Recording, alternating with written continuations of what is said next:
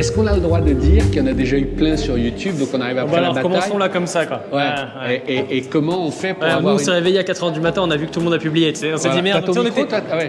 J'ai mon micro, on était content d'être invité et tout. Ouais. Mais il y avait déjà 10 vidéos. Donc on sait après la bataille. On arrive vachement. Merci d'être avec nous. Merci, bonjour. Attends, je la tiens même pas droit. Donc merci, bonjour. Voilà. Et du coup, on s'est dit qu'on allait prendre tout notre temps et on interviewera Pierre-Paul Mattei qui a dessiné cette voiture. Parce qu'il a plein de petits détails, des choses et tout qui sont très intéressants sur la voiture. Donc, mais déjà, 408. Un petit truc comme ça et comme ça, il la voit.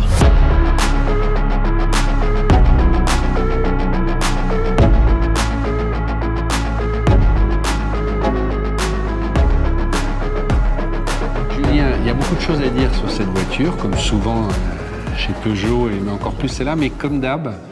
Ah, le petit détail. Ouais, qu'est-ce qui te raconte cette voiture? C'est toi qui commences et après je te dirai mon détail. Moi, mon détail, je l'ai répété 25 000 fois, je m'amuse toujours à aller sur les trucs de car spotter quand elles sont camouflées. Ouais. Et quand elle était camouflée, cette voiture, quand les mecs s'amusaient à faire des Photoshop, il y avait un problème ici. Parce que quand ils camouflent, ils arrivaient à chaque fois à voir plus ou moins cette partie et cette partie de la custode. Et après, il y avait un effet sac à dos et c'était toujours moche. Et en fait, ce qu'ils n'avaient pas vu, c'est ce truc-là. Ça paraît tout bête, c'est un bout de plastique noir, mais ça change toute la voiture. Tu sais, dans les trucs de presse, ils disent bon là c'est le côté fastback, c'est le fastback de la Peugeot. Bah, c'est vrai, hein, mais je suis d'accord. En fait, si t'as pas ça, tu l'enlèves ça. Alors je sais pas, presque, bon, j'aurais pas le temps dans le montage, mais t'as presque envie de le mettre en bleu. Si j'ai le temps, je le fais. En fait, ça n'a pas du tout la même tête. D'un coup, elle a un sac à dos et ça redevient presque un 3008, un SUV. Tu lui mets ça, je trouve que ça change tout le détail. Enfin voilà. Alors leur grand discours, hein, c'est pas une berline, c'est pas un SUV. C'est pas un SUV, c'est entre les deux. Il faut être pionnier. Il faut être pionnier. Bon, juste avant mon détail. Tu es pionnier. Ouais, mais non, mais c'est intéressant, tu vois. Ça se veut une familiale. Il y a beaucoup plus de place que dans la 308. Et effectivement. Ils ont été super fiers de nous dire ça. Quoi. Non, mais c'est vrai. Quand tu montes dedans, la fameuse descente, elle commence plus tard. Le gros problème de la 508, et quand je l'avais essayé, c'est le premier truc qu'on a dit par rapport au VTC, au taxi, au Uber et tout, c'est que tu tapes le truc comme ça. Et tu peux pas sortir. Là, tu as beaucoup plus de place. Tu vois. Bon, je te laisse, c'est ouais, non, mais moi, mon détail, mais c'est la roue, c'est la jante, c'est le dessin de la jante. Parce que pour moi, tu vois, quand je suis arrivé et que j'ai vu la voiture, c'est la première chose qui te saute aux yeux. Parce que si tu regardes bien, c'est un rectangle dans un rond.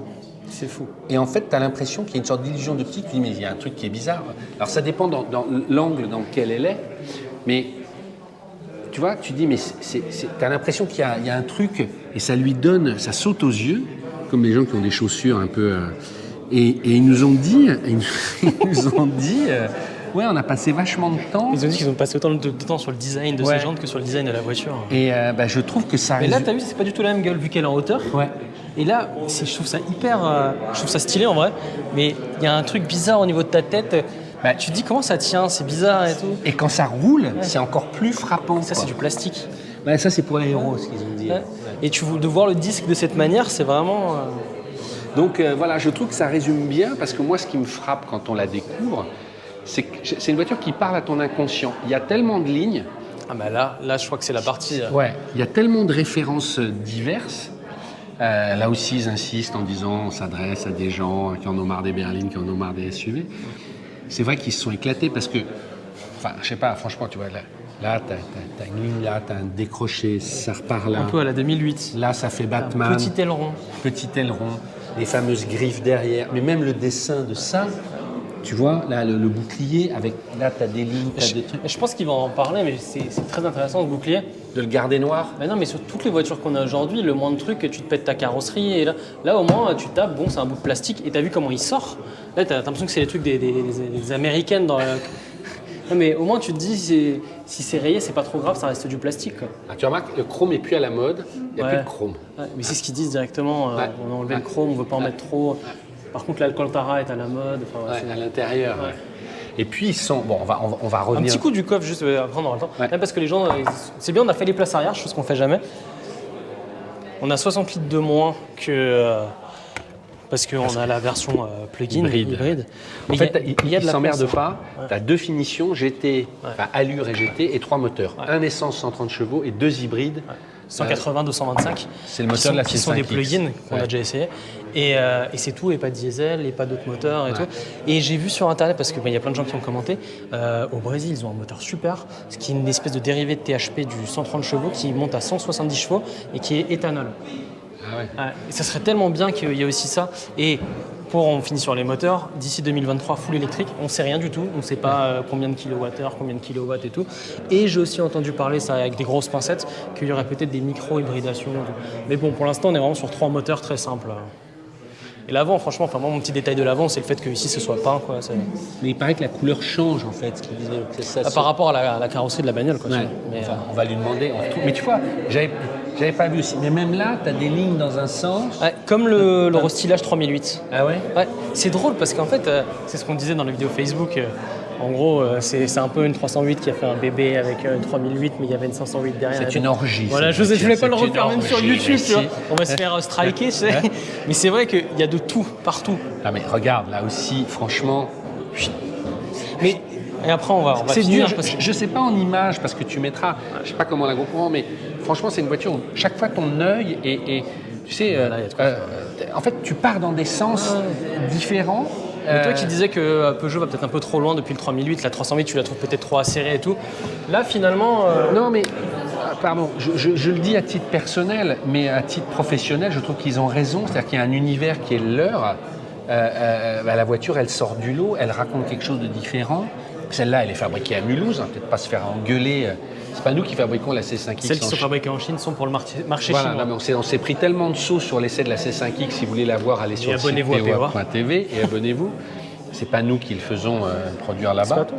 Voilà, mais celle-là, elle est produite à Mulhouse, donc made in France. Et alors, l'intérieur, c'est exactement le même intérieur que la 308. Hein. Ouais. Et tu as vu, il nous a fait une confidence, en fait.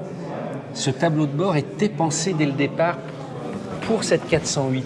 Et après, ils ont dit elle ira aussi dans la 308. On ne peut pas voir, mais c'est vraiment génial. L'effet 3D, double écran, fait toujours l'effet waouh. Ouais. Ce qui est bien, c'est que ça a commencé sur une 208. Ouais. C'est génial que c'est commencé par le bas, quoi, ce qui est tellement rare. Mais tu vois, je crois qu'ils ont parfaitement raison de créer des univers très spécifiques à chaque marque, qui fait qu'il y en a qui doivent adorer, d'autres détester. Et je me demande comment Jean-Pierre Clouet, que je salue, va sur ces bases-là dessiner des Lancia. Tu sais, je sais qu'il a déjà fini de dessiner la nouvelle Epsilon, qui je pense sera sur base de 208, mais il doit faire une compacte et un petit SUV, je sais pas. J'ai hâte de voir. C'est fou comme le groupe arrive à faire des voitures totalement différentes avec les Opel mêmes Astra, C4X, etc. C'est donc, vraiment à ce point-là. C'est pas juste qu'on change un badge. D'ailleurs, il n'y a pas de C4X encore. Bientôt, elle va arriver. Qui Ouais. sera un genre comme la C5X d'une certaine manière. Mais il y a quelque chose et tout, hein. Franchement, on peut... Par contre, c'est beaucoup plus grand qu'un Arcana, par exemple. C'est 15 cm de plus qu'un Arcana. On va aller voir Pierre-Paul Mattei, mais il a bien insisté, il dit non, on n'est pas un SUV coupé. Parce qu'il dit en fait, elle mesure 4,78, je crois, ce que je trouve. 4,69. 4,69, t'es sûr? 69. On va lui demander. 4,69. Ouais. T'es sûr? Ouais, je suis quasiment sûr. Mais il dit, ça serait, il est là en train de discuter.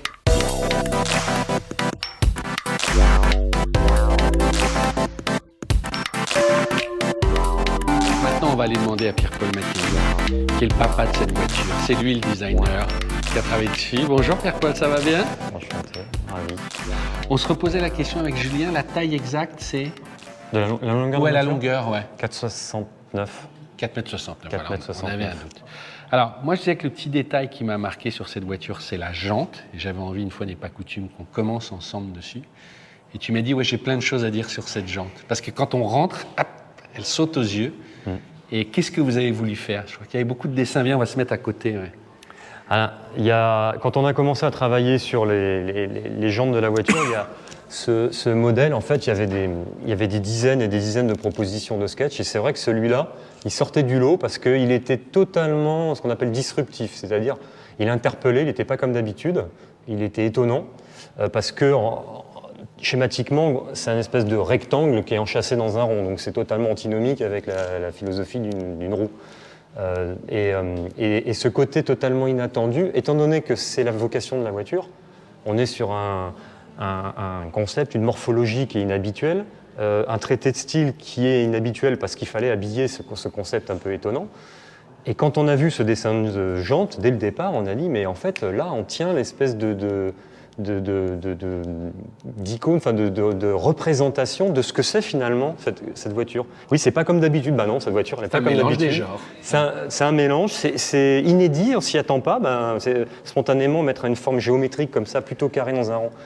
C'est étonnant. Alors quand on est à l'arrêt, c'est étonnant, et quand ça se met en mouvement, alors là, ça devient carrément spectaculaire, notamment à basse vitesse quand elle évolue dans la rue. Donc ça, on a hâte que les gens puissent la voir dans la rue parce que cette espèce de forme géométrique qui se met en mouvement, avant à l'arrière, du coup, ça amène une espèce de vie à la voiture en mouvement, donc qui est très intéressante.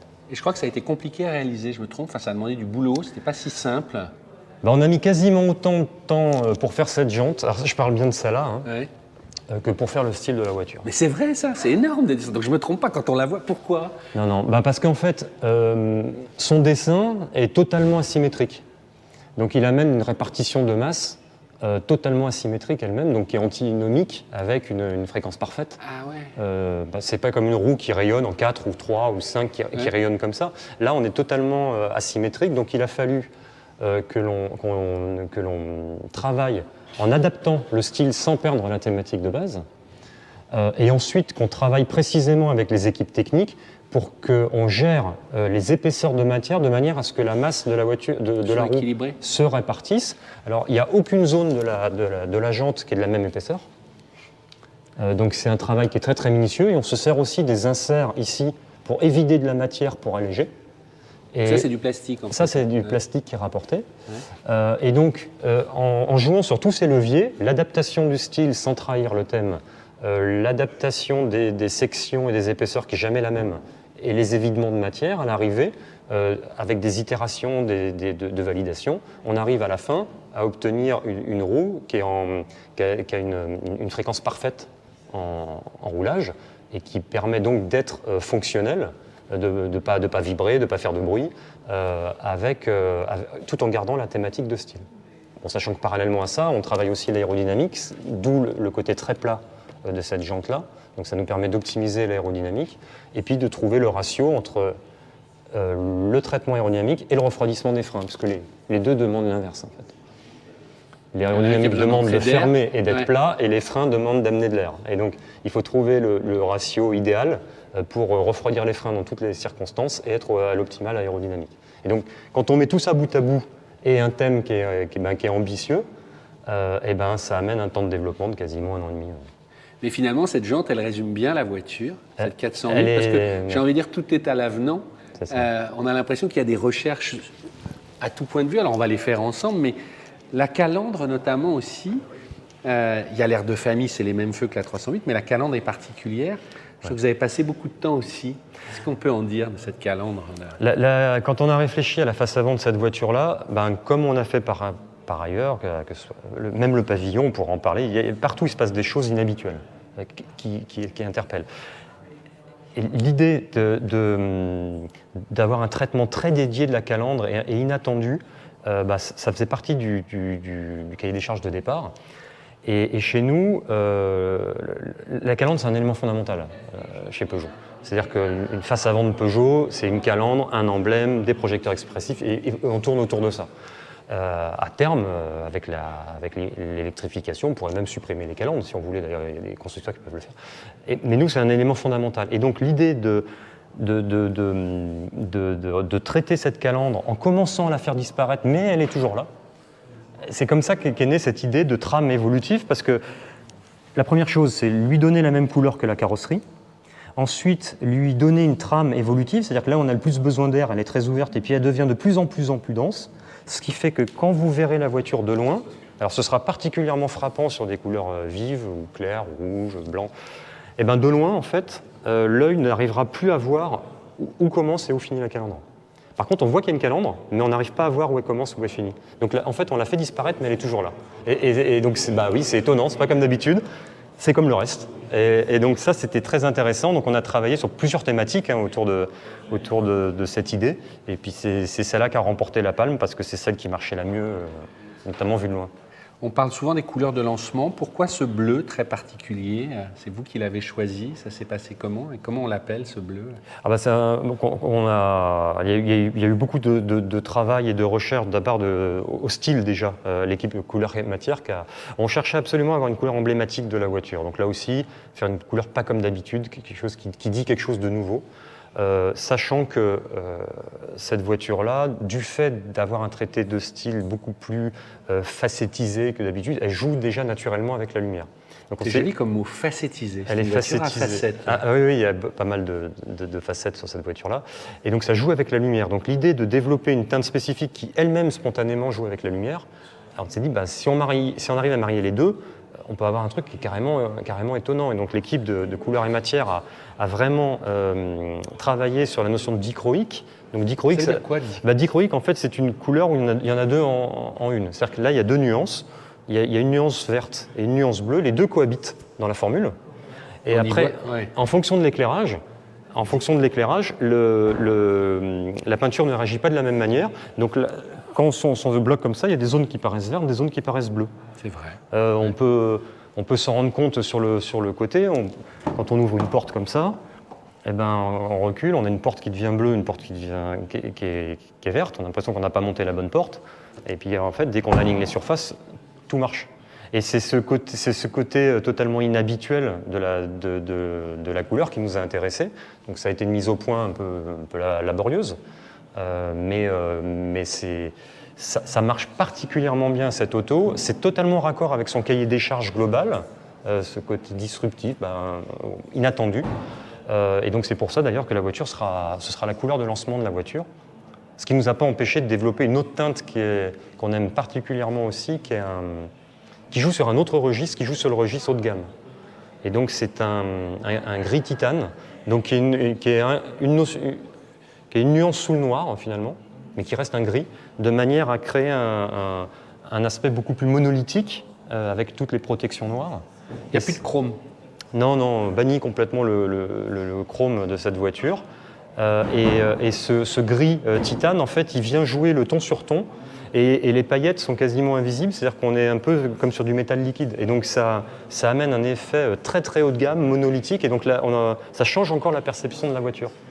Vitre noire arrière et vitre noire, c'est obligatoire du haillon aussi ou Obligatoire, non, c'est un petit pas. D'abord, ça permet d'avoir... Non, mais on peut les enlever en tant que client ou là, vous l'avez fait, vous voyez ce que je veux dire, c'est lié à la finition? Non, je pense qu'à partir d'Allure, étant donné que maintenant on a une gamme simplifiée, on n'a que Allure avec un pack ou une GT, que donc les surteintages sont tout type, ce qui amène deux énormes intérêts. Le premier, c'est la protection thermique, puisque ça permet de... Et donc elles sont imposées, en fait, on est bien d'accord. Sur la voiture... elles font partie du style, d'ailleurs. Alors, sur la partie arrière, elles font partie du style, parce que c'est ce dessin, c'est ces vitres noires et ce dessin avec ce rajout ici, qui lui, n'est pas une vraie vitre. En fait, il nous sert à finir le dessin de la partie... C'est tout l'astuce, ce que disait Julien au début.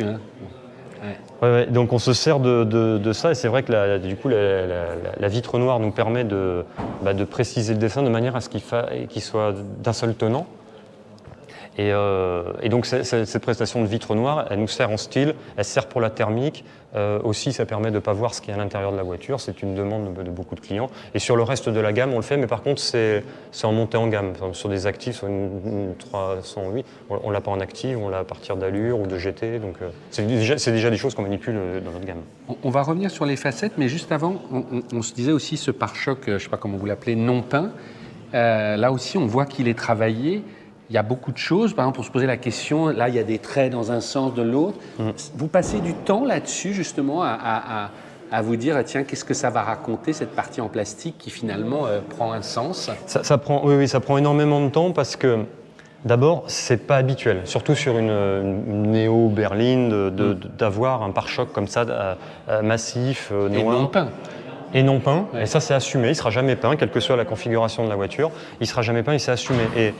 Alors, ce n'est pas juste pour faire plaisir, ça répond à plusieurs choses. D'abord, on retrouve la notion première d'un pare-choc. c'est une voiture qui est assez imposante, c'est une masse. C'est un pare-choc, c'est-à-dire que c'est pas une pièce qui est destinée à être, la peinture est destinée à être rayée dès que quelqu'un rate un manœuvre, un créneau. Donc là, on est vraiment sur une optique de protection de la voiture, comme il y en a partout autour. Mais en termes de style, pour nous, c'était quasiment fondamental parce que ce dont il est difficile de se rendre compte, c'est à quel point cette voiture est imposante. C'est une voiture qui est plus haute qu'une berline classique, donc on a une malle qui est très haute, quasiment 10 cm plus haut qu'une malle classique. Le fait qu'on ait beaucoup de coffres, ça nous a fait rallonger aussi la partie arrière, ce qu'on appelle le porte-à-faux arrière. Et donc on a de la hauteur, on a de la longueur, et donc il fallait qu'on piège cette masse avec un traité de style.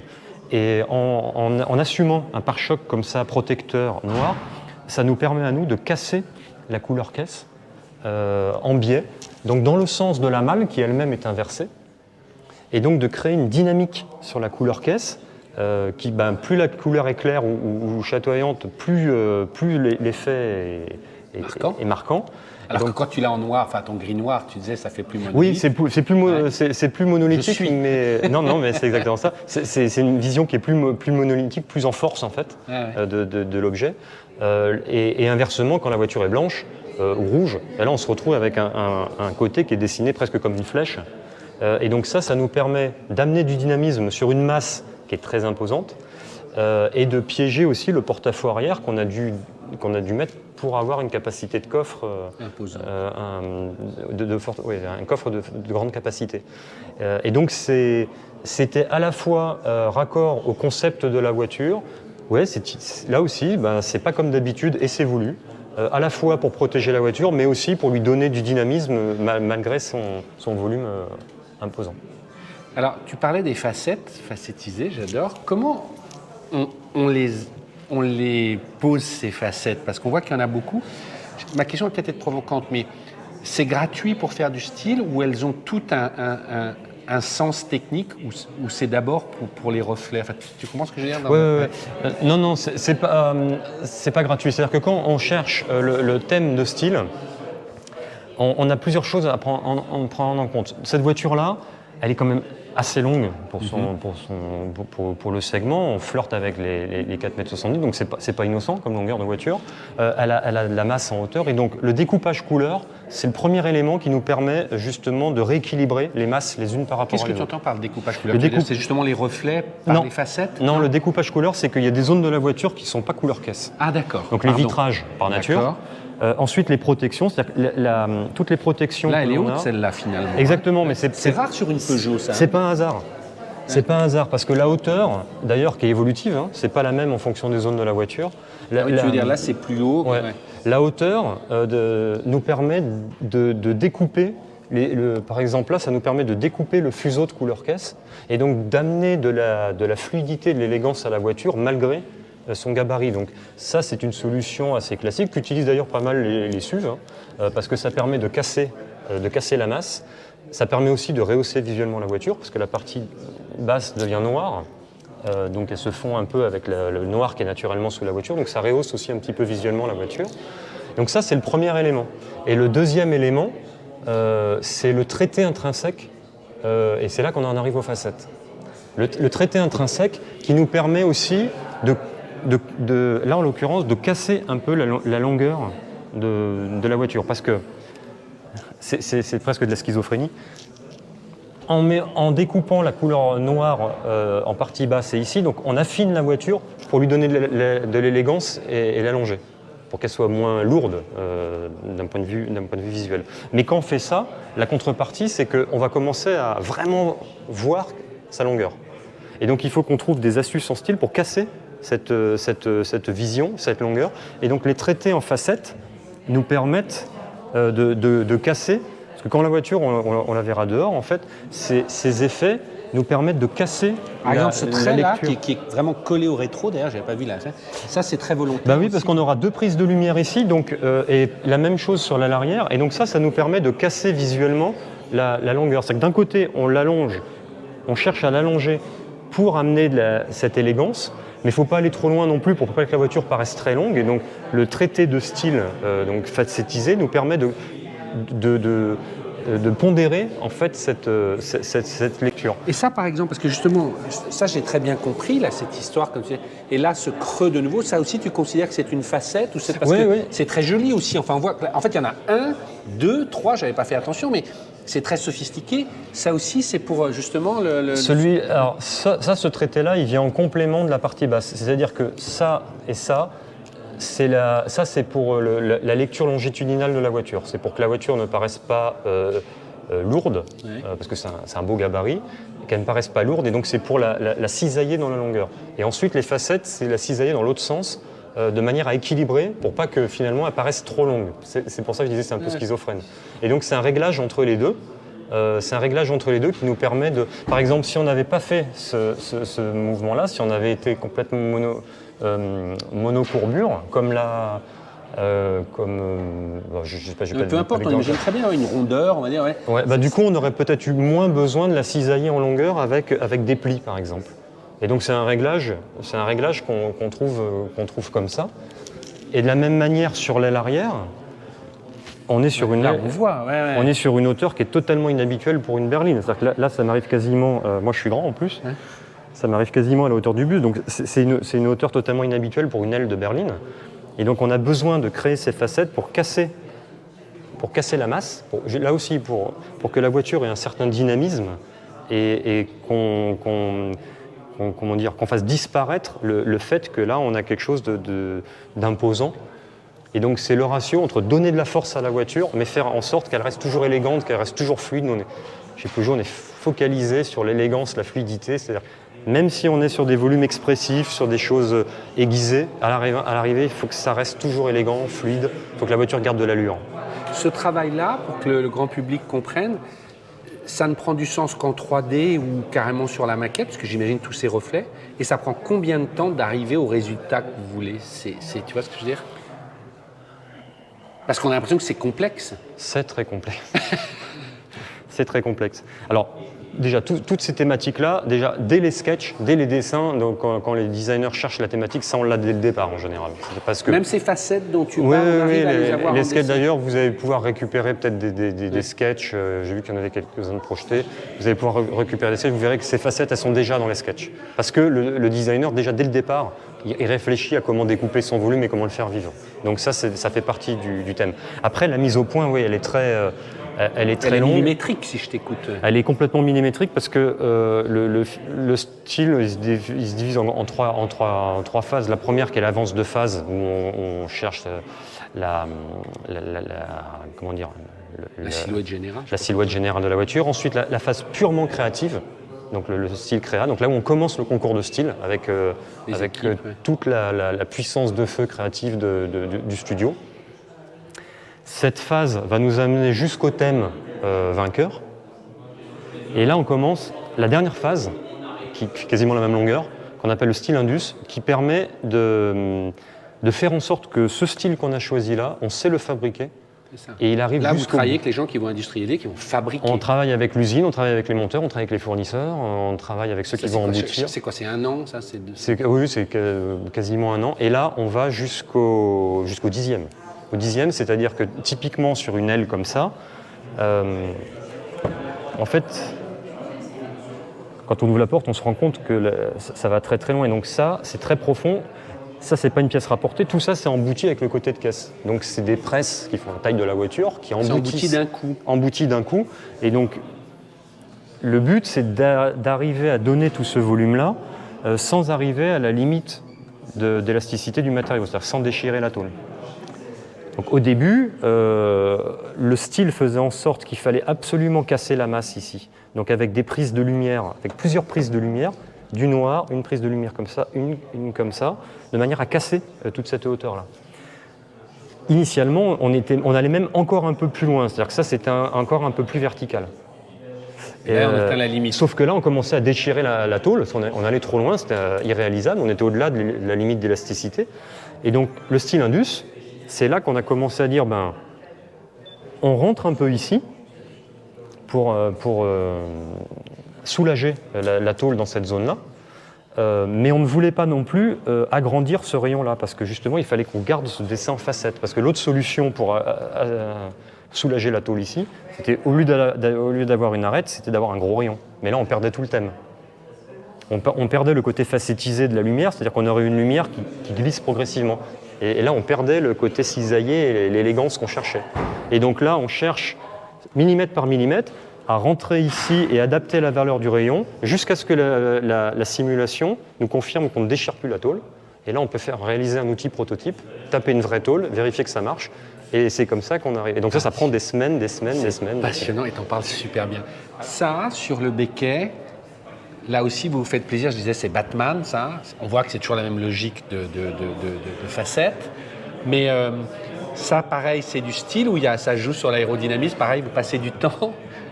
Ah ben, je vais raconter l'histoire de... Parce que ça, c'est pas une...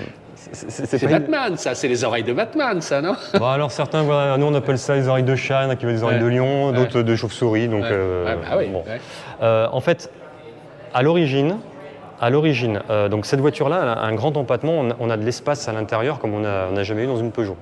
Donc il n'y avait pas de sens à donner énormément d'espace aux jambes sans donner de l'espace à la tête. Et étant donné que la silhouette à cet endroit-là, elle est très dynamique, elle chute beaucoup, on a tenu absolument à ce que les charnières de volet soient décalées de la tête. Donc en fait, les charnières de volet, elles sont en dehors du volume de la voiture, c'est ce qu'on voit là. Entre ça et ça c'est beaucoup plus haut.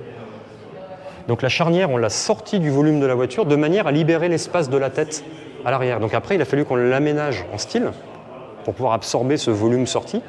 C'est comme ça qu'on a commencé à créer ces oreilles de chat. Et puis, on est allé jusqu'au bout de l'exercice en les utilisant pour driver le flux d'air sur la partie la plus efficace du béquet. On voit que c'est là que c'est le plus spatulé, donc c'est là que c'est le plus efficace. Il y a de l'appui en vitesse, tout ça. Ouais, pour donner de l'appui, notamment du STZ derrière, pour appuyer la voiture, et puis pour finaliser le CX. Et donc finalement, c'est la combinaison, de la prestation habitabilité, de l'aérodynamique et donc de l'interprétation en style pour pouvoir absorber ces données, qui a donné ces oreilles de chat, qui à l'arrivée deviennent la signature de la voiture. Donc c'est un mélange de tout, c'est pas juste une vision de style comme ça qui a donné ça. Vous le communiquez, le CX d'ailleurs, parce qu'on dit qu'il avait un très bon CX, mais on ne nous l'a pas donné, peut-être que c'est secret, ou tu le connais, parce que c'est capital, hein, l'aérodynamisme. Je connais la cible, mais donc ça on attend les validations, parce que les chiffres officiels de validation vous les avez pas, donc sont pas officiels, ils sont pas validés encore. Je reviens sur cette question simple, mais alors ça j'imagine c'est purement du style, parce que devant j'ai vu c'est pour alléger un peu cette grosse partie, on parlait du pare-choc, ou là aussi il y a une histoire de tac. Non, là c'est purement, alors là pour le coup c'est purement graphique, c'est une manière d'habiller, parce que quand on prend le parti de dire on va pas peindre un pare-choc, en plus c'est quelque chose celui-là est assez massif, donc quand on prend le parti de dire on va pas le peindre, du coup il faut que le traité lui-même, son traité lui-même l'anime tout seul, qui s'anime tout seul, qu'il n'ait pas besoin de peinture pour être animé. Et donc c'est comme ça qu'on a réfléchi d'abord à une structure globale et un dessin global avec des pièces rapportées, brillantes. Et ensuite un traité ici de manière à ne pas avoir quelque chose de tout lisse. C'est la même histoire devant d'ailleurs, justement. Sauf que là c'est laqué, je crois, devant. Non, c'est pareil, je me rends plus compte, je me souviens plus. Oui, à l'avant c'est laqué. Et donc c'est un peu la même histoire, c'est-à-dire qu'après on se retrouve avec des grandes zones qui ne sont pas animées et qui sont pauvres. Et ça, pour info, ces motifs géométriques encastrés les uns dans les autres, c'est des choses qu'on traite sur plusieurs voitures, des véhicules salon notamment, sur la Quartz par exemple, on avait commencé à initier toutes ces thématiques graphiques. C'est des choses qu'on fait régulièrement en fait. On ne focus pas dessus, mais on le fait régulièrement sur des voitures. Je crois que ceux qui veulent devenir designers, en t'écoutant, ils vont tous t'envoyer ton CV parce que c'est passionnant. Le temps tourne, je ne sais pas, mais j'ai une autre question. Tu nous as fait une confidence, tu nous as dit en fait cette planche de bord qui est apparue dans la 308, en fait elle avait été pensée d'abord pour cette voiture parce que en fait vous les avez travaillées côte à côte et donc son côté aussi multifacette.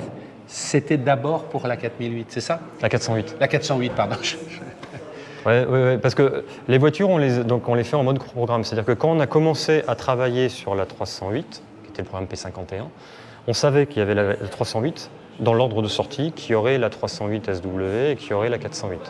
On savait exactement ce que seraient les voitures, la 308, la berline hatch du segment C, qu'on a cherché à faire plus haut de gamme en changeant sa morphologie, reculant le pare-brise, enfin voilà. Donc on savait ce qu'on allait faire sur celle-là, le dérivé break, on savait aussi comment on allait le faire, et on savait dès le départ quelle serait la 408, et on savait au millimètre près quelle serait sa morphologie, sa taille, ses prestations, et y compris en termes de langage formel, qu'on irait chercher quelque chose d'autre, quelque chose d'un peu plus inattendu, d'un peu plus acéré, un peu plus facettisé.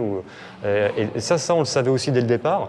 Et donc, quand on a commencé à dessiner la 308, parce que c'était la première du programme, lot, ouais. il fallait dessiner la planche, mais on savait que cette planche allait être commune avec la 408. Et donc, les équipes créatives ont été briefées dans le sens où il va y avoir une 408, c'est la planche de bord de la 408 qui va être ça va être la voiture la plus inattendue, la plus surprenante. Donc il faut que cette planche-là, elle matche principalement sur cette voiture-là.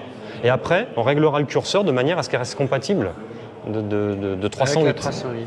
Et c'est comme ça, donc c'était très intéressant d'un point de vue curseur, sachant que pour que ça marche, il faut que les règles du jeu soient connues dès le départ, c'est-à-dire que dès le départ on connaisse les communautés, quelle voiture va prendre quelle pièce.